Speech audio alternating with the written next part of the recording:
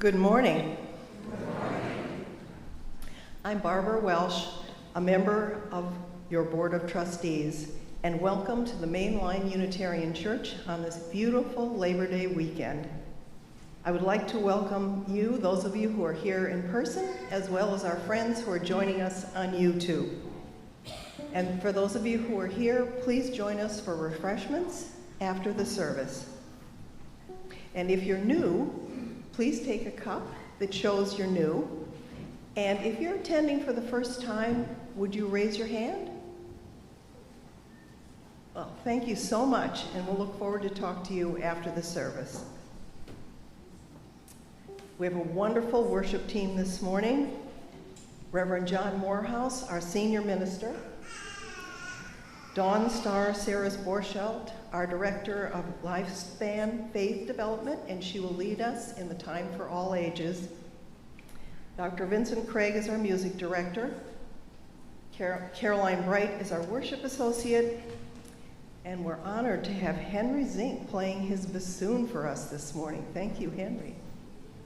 So who are we?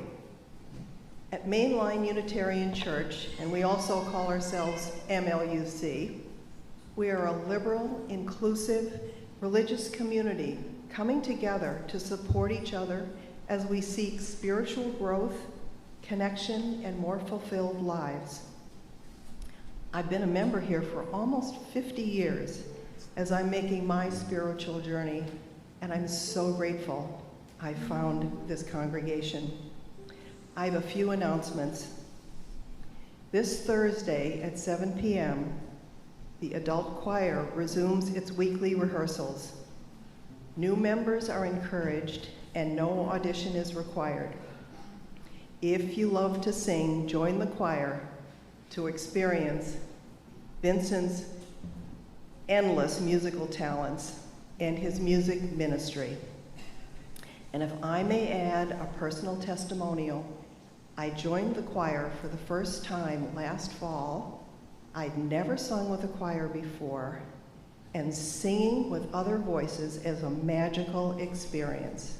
So think about joining the choir. You won't be sorry.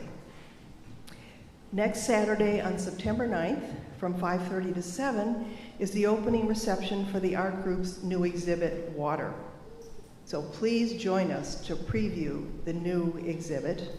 And also on the same evening, from 6:30 to 9, the pew players will perform.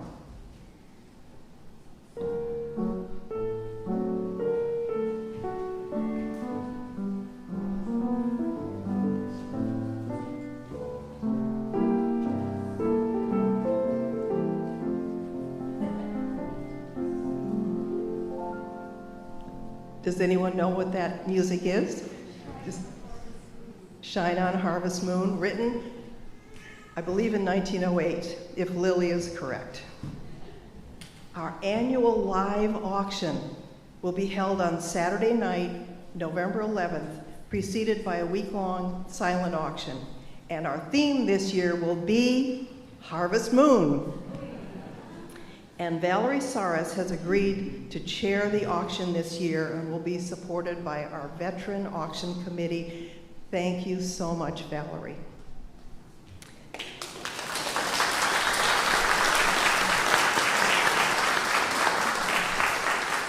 Next to our annual pledge campaign, the auction is our biggest fundraiser, and some people say it's the most fun. It's not too early to think about what you might donate, and if you have donated in the past, think about donating the same fun and activity, or if you need ideas, you can contact Valerie Saras or Ron and Joanne Rose. So now, if you'll make sure you've silenced your devices, and we will say our mission statement. Together, we transform lives through love, service, and our welcoming faith.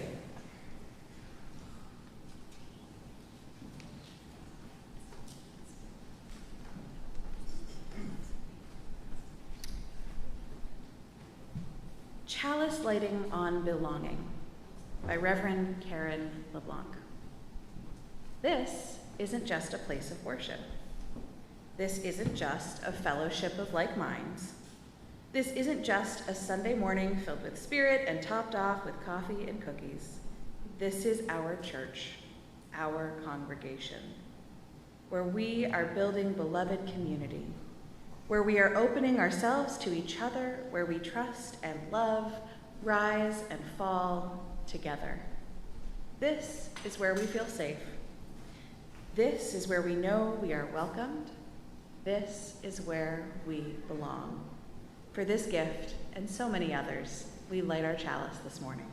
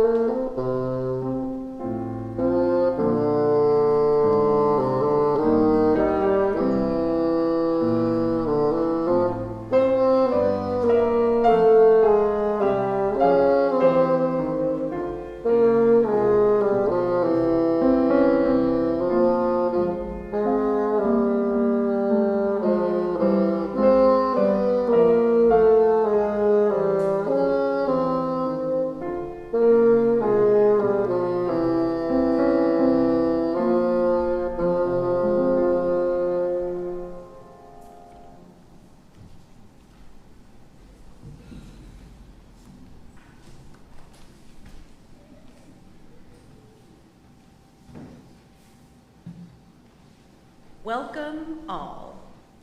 Reverend Dr. David Breeden. Welcome all to this place of love and justice, this place where we attempt to live up to humanity's highest ideals and highest hopes.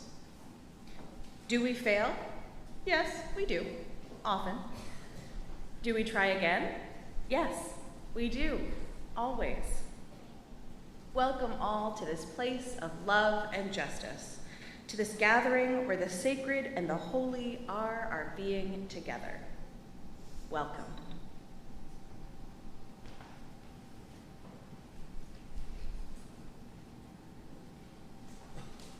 Every time.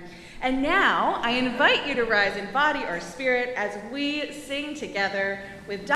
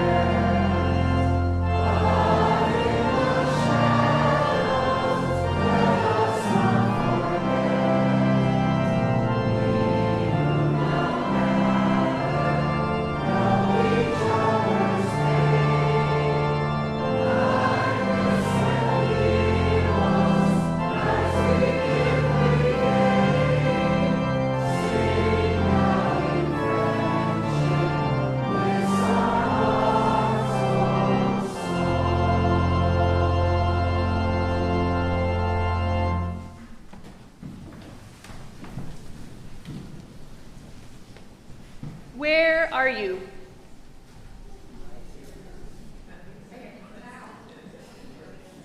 Where I am now, the place I am is now. That's interesting. When are you? Now. You're pretty sure about that? Because sometimes I feel like I am before that thing I'm going to do this afternoon.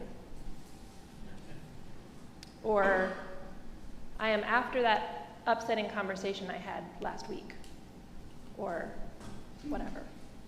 And sometimes I don't feel like I'm here. Sometimes I feel like I'm that project that I'm thinking about that I need to do in that place next week. So sometimes it's hard to remember that you're here and now, although I'm very proud of you that you all said here and now this morning. That's very good. So it can be really hard to stay in the here and now, and there are lots of ways that we can become more mindful about being here and now. And just for a moment this morning, I want to share one possible way to do that with you. So I invite you to take a few deep breaths. Let your hands lay open on your lap. Breathing in and out. You do want to open your eyes because the first way is to notice 5 things you can see. It might be the color of someone's hair, the light coming through the window. 5 things you can see.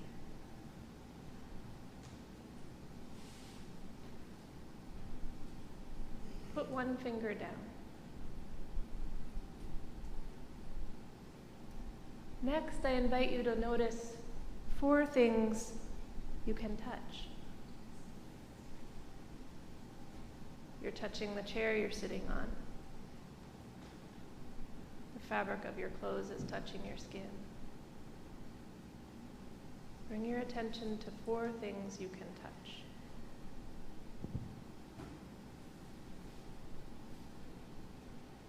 Put another finger down. Notice 3 things you can hear.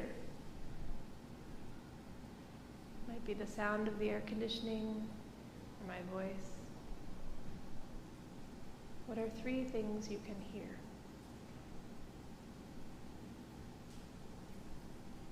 Put one more finger down. Notice 2 things you can smell. It might just be the inside of your mask.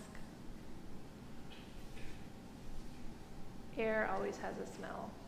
You might not be able to name it, but it's there.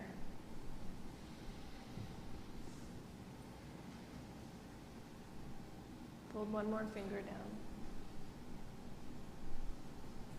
Finally, notice 1 thing you can taste. Because we're all here in this room, basically that's going to be whatever the taste of the inside of your mouth is, so I hope it's nice. Notice that taste. Hold your last finger down. We are right here, right now, breathing. And when you're ready, I invite the children and youth to join Kelly in the McGinnis room for our faith development program this morning, and we'll see you at coffee hour.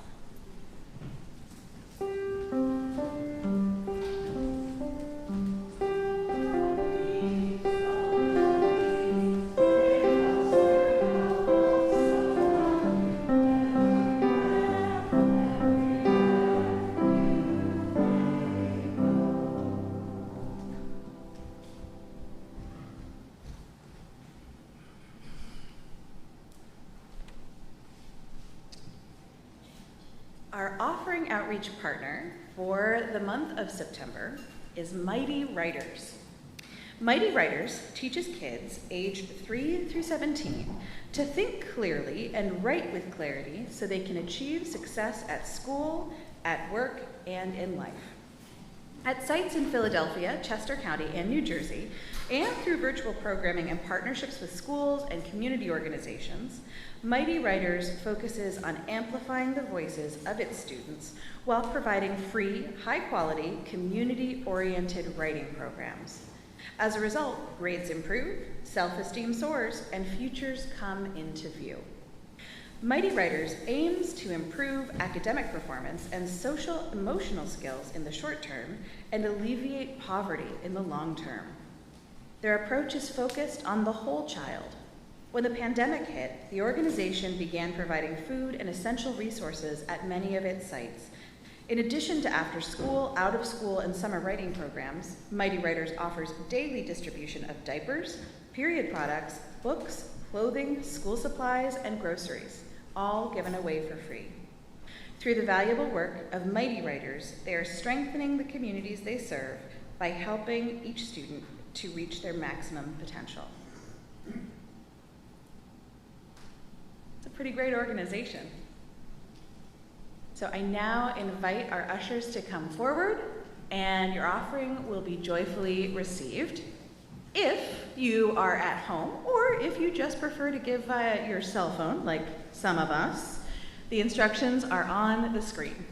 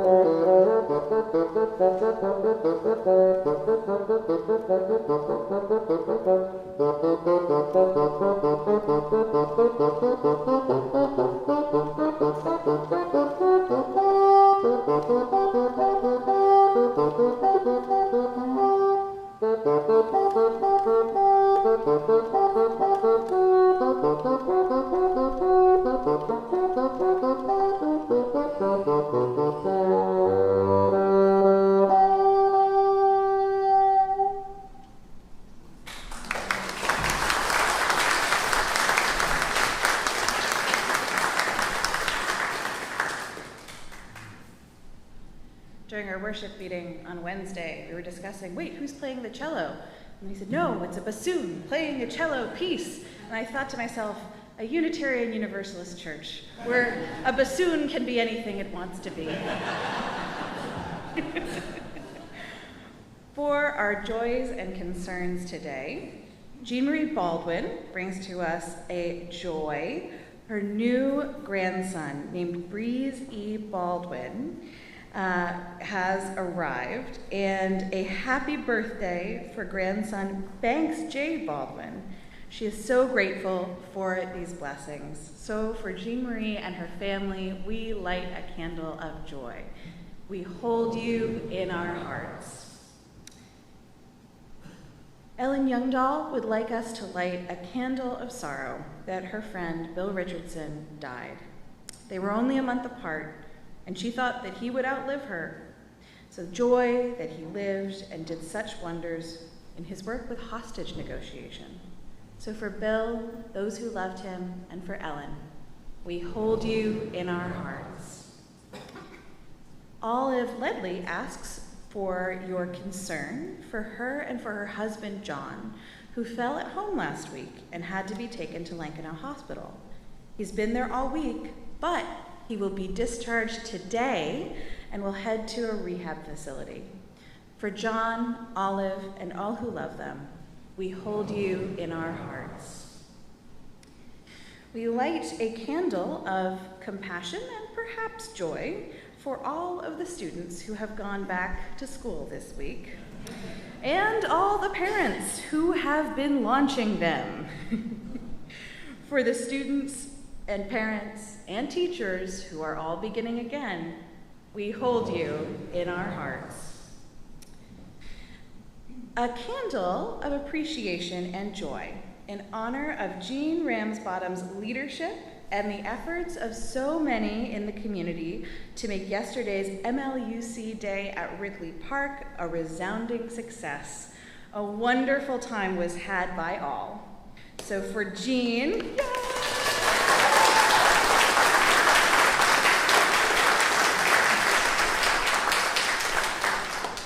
and all of the volunteers who make this community come together, and for the joy of that togetherness, we hold you in our hearts. And of course, for all those joys, hopes, concerns, and things that are too deep to name, we hold you in our hearts. And now I hope you'll join in the spirit of reflection, prayer, or meditation as we turn our attention to the screen for Alexia Chellen's The Power Is Here Now.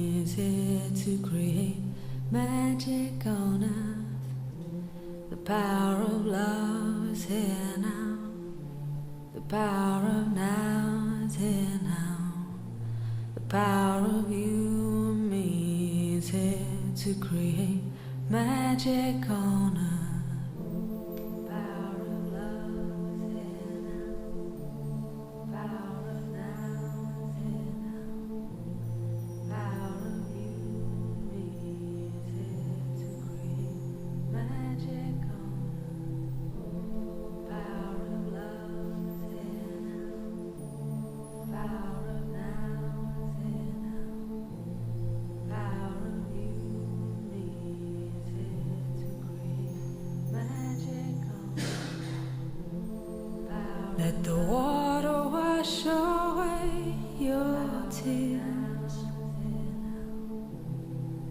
Let the fire burn away your fears. Let the wind blow into your life such faith and trust. Oh, let the earth hold you, take care of you, nurture you. Oh, the power of love is here now. The power of now is here now. The power of you, me, is here to create magic on earth. The power of love is here now. The power of now is here now. The power of you, me, is here to create magic on earth. Power of love is here now.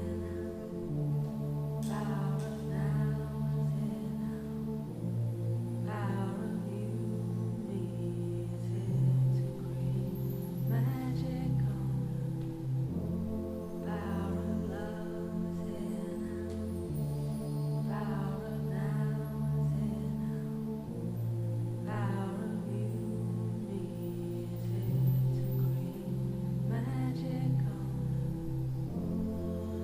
Let the water wash away your tears.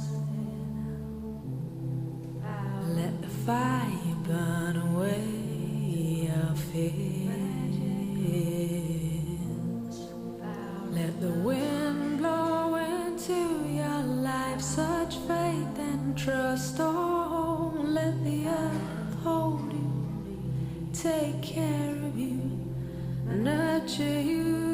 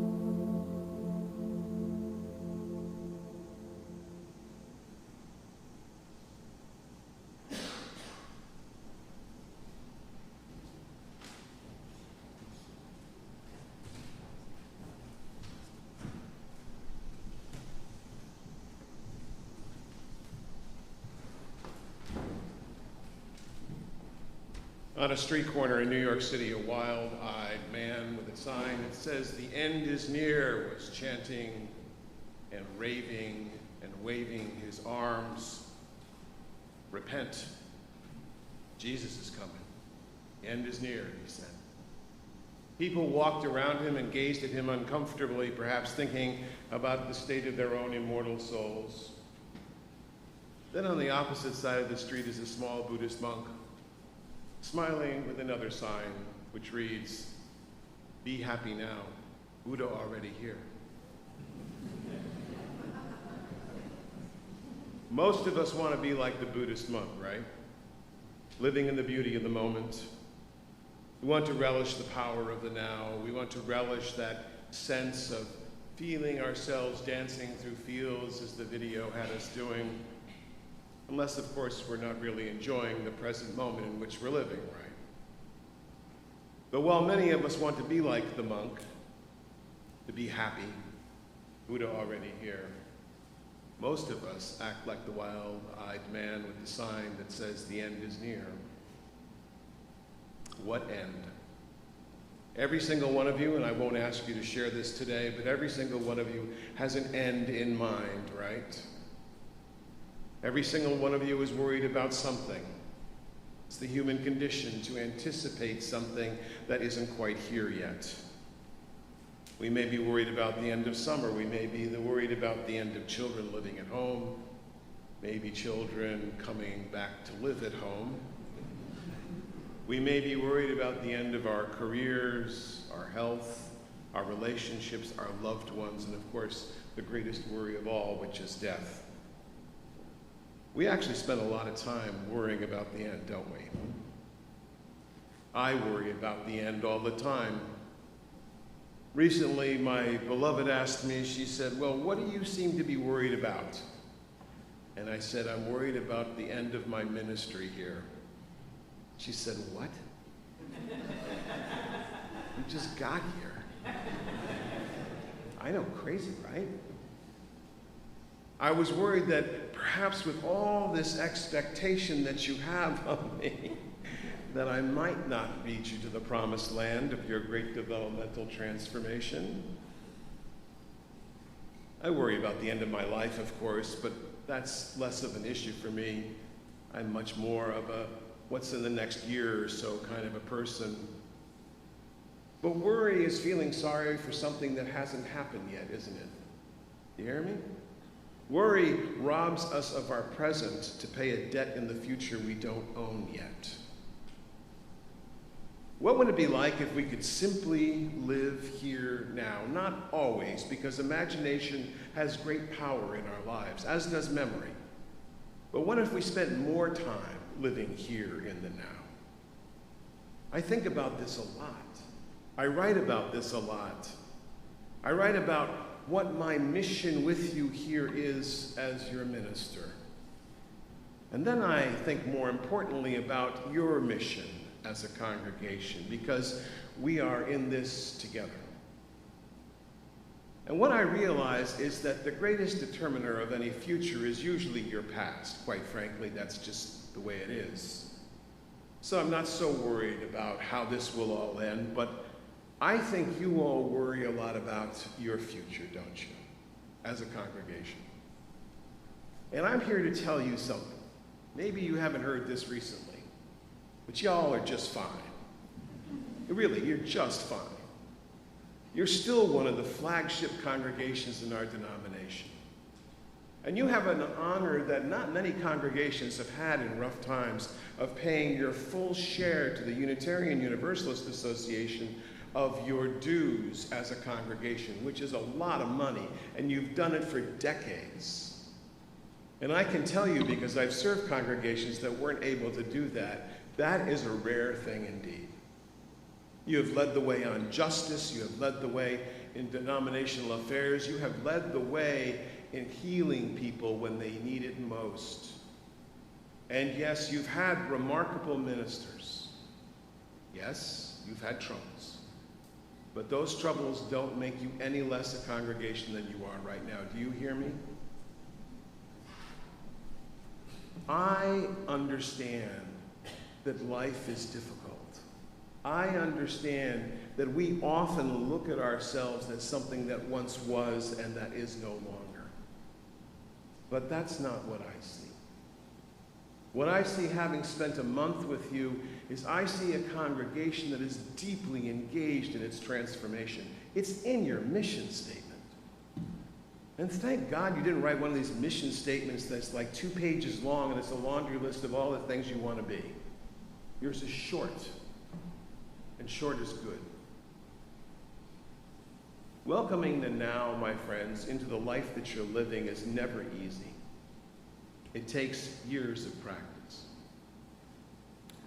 Monks, such as the one pictured here, spend years in meditation, calming the drunken monkey of the mind to simply concentrate on the breath, or on the aggregates, as it is called in Buddhism, the different parts of who we become and who we are.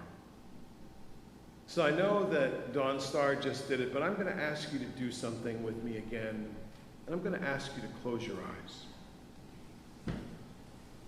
Close your eyes if that's comfortable for you. And let's together breathe in deeply. Hold your breath and breathe out. Let's do it again. Breathe in. Hold for a second. Breathe out. I just want you to do that. Concentrate on the breath. In, follow the breath as it comes into your lungs. Hold it for a second and breathe out. Let's do this for just a few seconds here. Concentrate on the breath.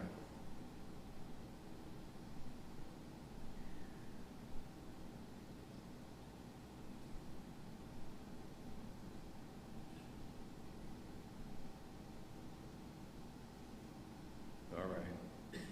Thank you. How many of you concentrated on the breath? Good. It's better than the average. How many of you thought about something else? Come on. That is how hard it is to be in the now. And one of the classic Buddhist trainings is to be able to count to 10 without thinking of anything but the number itself. Everyone's like, I can do this. 1, 2, 3, 4, 5, 6, 7, 8, 9, 10. What's the problem? No, slowly. 1, 2. Guarantee your mind will wander by the time you get to 3.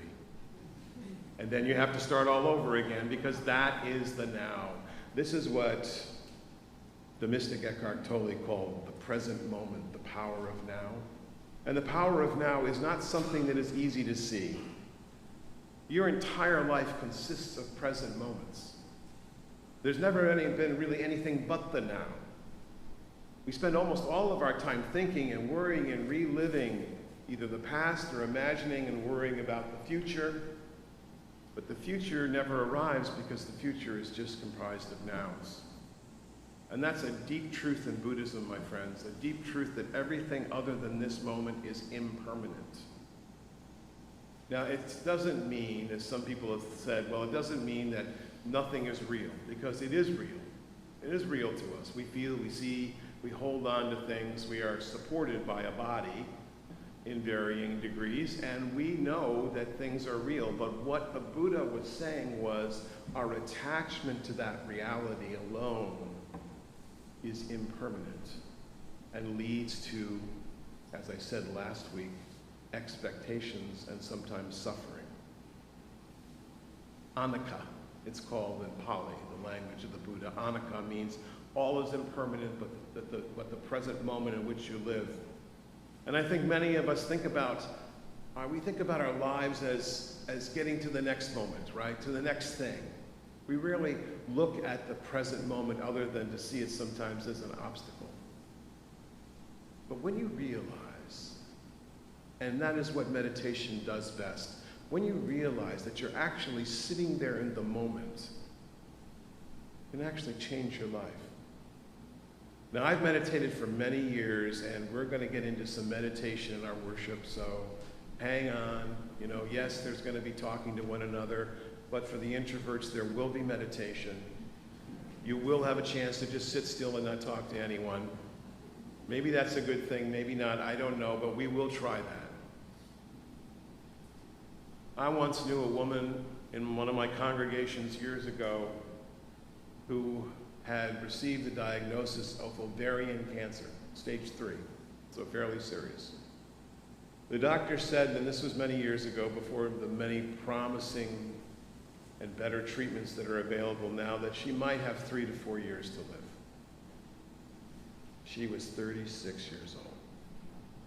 She had 4 kids, 4 little kids. And she came to me and she said, I have no idea what to do with this.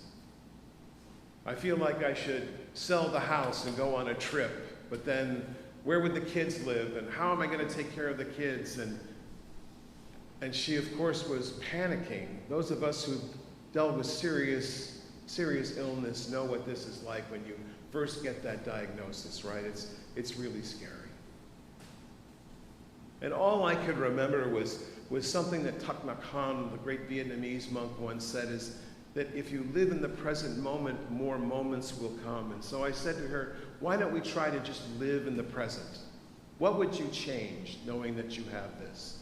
And she actually said, I wouldn't change very much, right? I asked this question of a lot of people, not just people who are near the end of their lives, but I asked people, what would you change if you knew that this was going to be like the last week of your life? And most people said, I wouldn't change very much. I wouldn't change very much. And so that's how she lived, and she kept coming to church, and she kept being involved, and she kept living with her kids. And we met every week for a year, and we would have times of deep meditation and practice.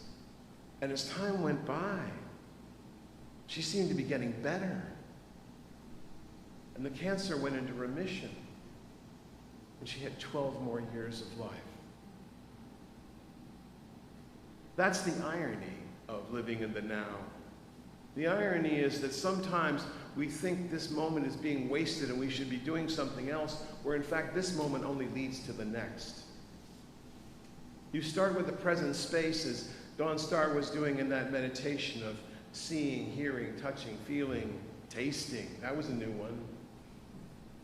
I didn't think I liked that one so much, but you understand what I'm saying. Being in the practice of the now is a practice that I commend to all of you. I mean, look around. Look at this beautiful church. Yesterday was the day, right? Wow, what a day. That true blue dream of the sky and those green trees that rest against it as only a clear day can do. That was such a now. And I think to myself often, as I look around with all the troubles that people are having in the world, I say to myself, isn't this enough? Why is it that we always think there's something more out there? Maybe this is enough. I look around you, and what I've heard from many of you in the last several weeks is, well, we're really looking forward to welcoming all those new families. Guess what, friends? Families will come. I guarantee they'll come. I put money on it that they're going to come.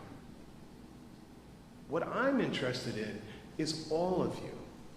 I'm interested in talking to you if you're one of the elders. Because I don't see something that was. I see someone who is. So I'm celebrating you. I'm celebrating your wisdom. I'm celebrating, the lines on your face, you earn those, right? Our bodies don't work as well as they did, but your being here, it can be something that young families will want to be a part of.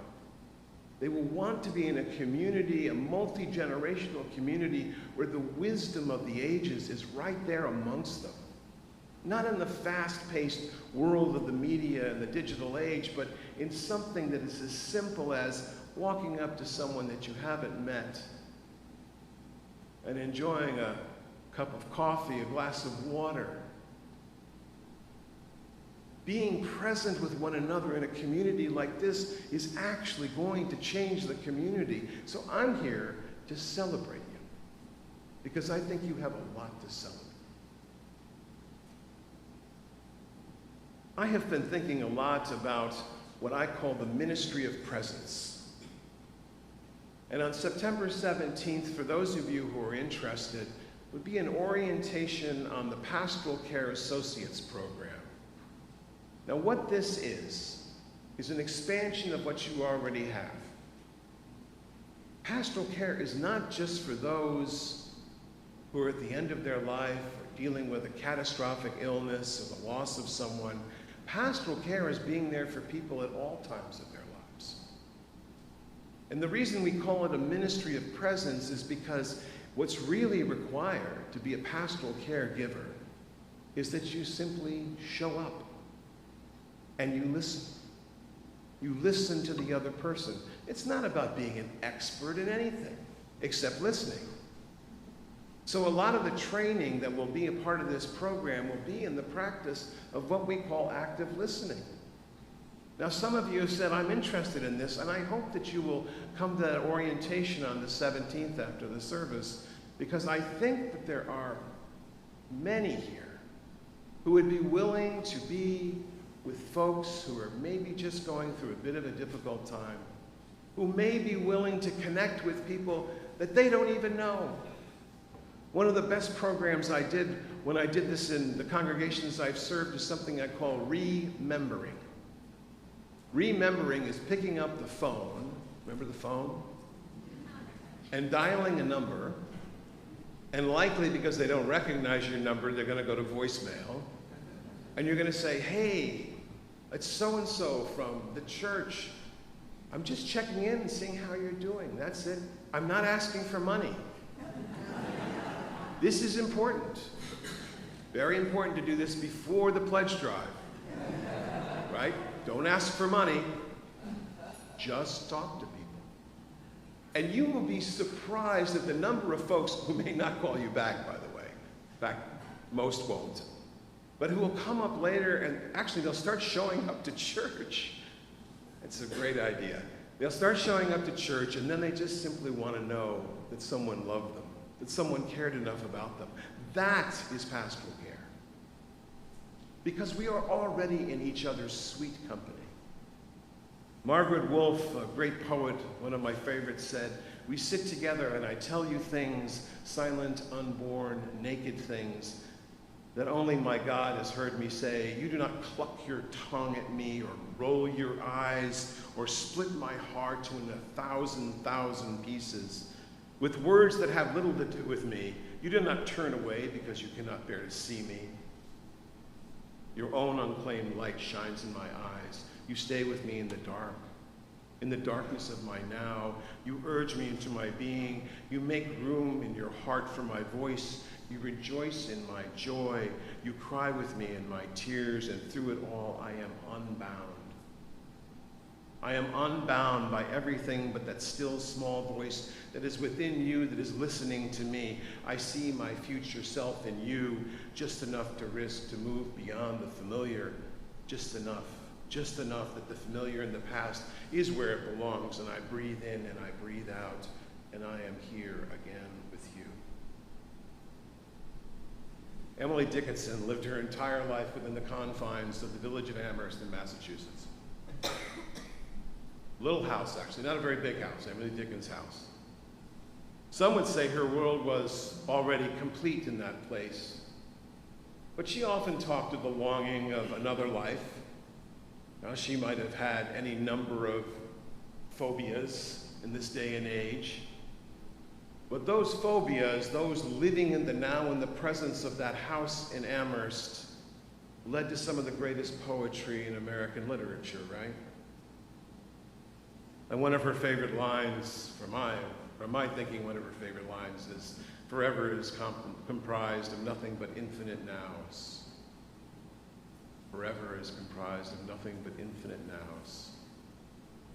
All of this that we are here now enjoying, and all that could be, is still yet to be discovered, friends. And that's the magic that we're here to make together. That's the congregation we are and are becoming even more so. But what we're going to need to resist, I think, are those powerful computers we keep in our pockets, which now carry more information than we had in the entire world up until 1820. Think about that. And I know that I am working hard on this addiction. I've taken Facebook off my phone. Well, I've archived it somewhere. Taken Instagram off my phone, I've archived it somewhere. I have to go to try to find it, okay? I can't just like push the button. Because the dings and the rings and the little bells that ring, little whistles now, whatever it is, it's just distracting. And I know on Facebook, one of the favorite things to do, and I've tried not to do it anymore, is taking pictures of our food.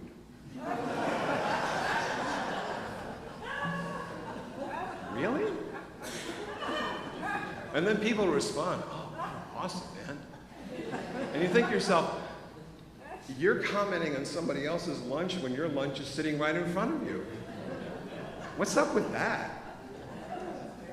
The other day, I drove by a community college around here somewhere. I'm still getting lost. It's a great thing. And kids were, I guess they must have been in class, and they were out there walking around on the sidewalks, and they were all like this. I thought the zombie apocalypse is already upon us. Stuff and more stuff digitally in your head. But what if we just sat still and didn't do anything but eat? That's why I think coffee hours are actually sacred rituals. Someone said to me, "What?" No, I think they are. I think they are moments to actually be very present with somebody else in a way that you wouldn't be in your regular life. So, especially if you're new, be brave, walk out there, say hello to someone, and pay attention to the one who is new that's saying hello to you, friends. John Pine, very irreverent, sang once, "Blow up your TV, throw away your paper, move to the country, find a little home, plant a little garden, eat a lot of peaches, try to find Jesus all on your own." I had a great teacher when I was younger. His name was Bo Lazoff. Bo Lazoff taught meditation at his retreat center down in North Carolina. And one of his favorite lines was, he said, "Human life is very deep, our dominant lifestyle is not." Well, what will we notice if we go deeper into the moment of the now? Redwood trees live to 1,000 years sometimes. And while you might argue that redwoods lack consciousness, that's up for debate recently, by the way. The mycelial or mitochondrial network below ground certainly keeps them all in communication with each other in sort of a, I like to think, a perpetual now. Redwoods aren't going anywhere, and fear is really not their option, except perhaps from our saws. Most redwoods survive wildfires. They grow more profusely. They spread more seeds after a fire so that other trees can live in the perpetual now of 1,000 years. And imagine then what we could do as human beings who don't have roots that hold us down. Could we imagine a moment where we could last like this moment for a little longer? Could our time together be something different? Now, sometimes change is very scary, especially if we're living with pain. Those of you who have been in pain, I think this is true of almost everyone, all of a sudden when you feel pain, what's the first thing that comes into your mind? Anybody? Mine is, this is going to last forever. Right? Oh no, this is it. I'm going to feel this pain for the rest of my life. Even if I bruised my toe, I'm going to think this pain is going to last forever. But it doesn't. It doesn't. Unless it does. And sometimes, friends, it's not possible to live with pain. In every state that I've been a minister in, I have worked hard to try to change the laws of that state so that people who are facing chronic pain that has no chance of remission have a chance not to live anymore. It's not been easy. These laws are resisted by many. They used to be resisted by the American Medical Association, less so now. Catholic Church has been a proponent of not having any kind of physician-assisted end of life. But I think that when we give people the opportunity, just the opportunity to say no, they feel like they have enough control in their now to say yes. You know, on my infamous phone, which I don't carry into the pulpit, by the way, I carry the watch. That used to beep at me a lot. It used to tell me to breathe. It's like, "Burp." So I turned that function off. I think I can remember to breathe. But the phone sometimes, if you have an Apple phone, it'll make these videos for you. Anybody know what I'm talking about? It takes pictures of your life and it makes, here's a video. Lakes from your entire life. With a little music behind it. And I listen to those and I go, wow, that's pretty cool. By all outward appearances, it's a pretty good life, right? Children, generations that are placed up in Maine, trips all over the world, great music, fabulous meals, which I do admit to taking pictures of, laughter, some tears. But while I enjoy the snapshots, I try to remember if I was as happy in them at the moment as my memories of them lead me to believe I am now, right? My beloveds, the now is a vast territory of love and passion, regrets, struggles, and resurrections. It's all within this moment. In this, our first year together, I really want us to relish what we already have. I really want us to welcome this now. One of the most fascinating books I read over the summer was Other Minds by the Australian philosopher Peter Godfrey Smith. Now, he dives off the reefs of Australia, and as a diver, he's become fascinated with octopuses. That's the plural of octopus, by the way. It's not octopi, it's octopuses. I didn't know that. And he learned that they're highly intelligent beings who branched away from us early in evolution, and they understand their world there now in a very different way than we do. Their senses are different than ours. This is true of many animals. In German, this is called Umwelt. This understanding of a reality that's different than yours doesn't mean it's less than or more than, it's just different. But here's the thing that I found out. Octopuses only live 2 years. Did you know that? Only 2 years. Why, I thought to myself, would evolution expend so much energy making this highly intelligent being that only lives 2 years? And my answer is, well, spiritual, of course. Perhaps it's so they can experience the true depth of the now that they live in, with all their senses and intelligence. Maybe their short life is here to teach us to live with more than a fraction of our present consciousness in this middling life in which we live. Hope can reside in the future. Robin Williams, some of you remember Robin Williams, died by suicide when he received a very terrible diagnosis, imagining what was instead of what could be, what was at the moment. He had a great line. He said, "What's right is what's left if you do everything else wrong." What's right is what's left if you do everything else wrong. That has some strength to it. I think about that. Of course, none of us did everything else wrong, and we still did the right thing. We're all doing time, as my teacher Bo Losloff said. We're all doing time. He did time. He lost his life, his livelihood, his family, to drinking. He ended up stealing something. He was in prison. And while he was there, he noticed that, well, of course, that he was behind bars, but he noticed in a shaft of sunlight these little dances of particles, the dust, and he was beyond the bars. And he started something called the Prison Ashram Project. And he wrote a book about this. It's called We're All Doing Time. And I've given that book to many people. I've given it to folks who were formerly incarcerated. I've given it to executives who thought they would throw it all in and start a coffee house somewhere, which is a great idea. Bo put it this way, he said, "Come to Jesus, come to Shiva, but come into the now." So let me close by saying, as the reflective video put it, water can wash away our tears and fire can burn away our fears. But the power of love is in the here and the now that we live in right this moment. Echoing the words of John O'Donohue, when the reverberations of shock subside in you, may grace come to restore your balance. May it shape a new space in your heart to embrace whatever is wrong as a teacher. Who has come to open your life to new worlds?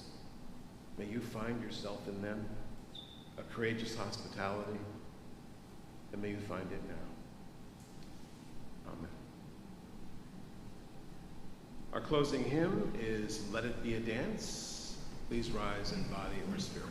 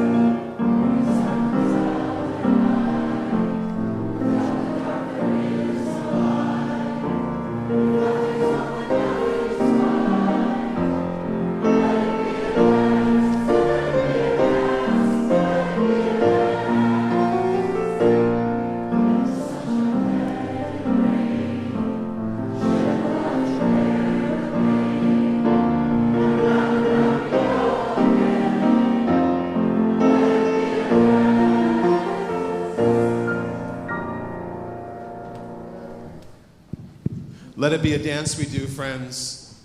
Let the tears wash away your fears. Let the water invite you into the now. And let's make this a year to remember. Ultimate nows to a much better future. Blessed be, for now the service truly begins. Please remain seated for the postlude.